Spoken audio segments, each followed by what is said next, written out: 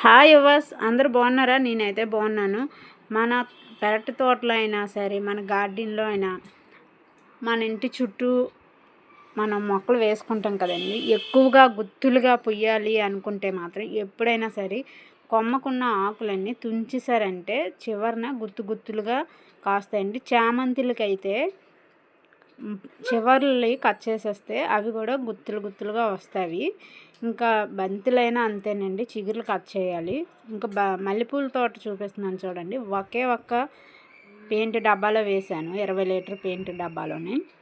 ఇంకా చెట్టు అంతా ఎంత అంటే అంత గుబురుగా పూసింది, చూసారు కదా. నేను దీంట్లో అయితే ఏ లిక్విడ్లు అవి అయితే కలపలేదండి అస్సలు.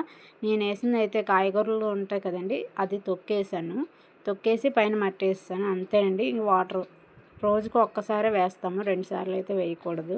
ఇంకా వీడియో నచ్చితే లైక్ అండ్ సబ్స్క్రైబ్.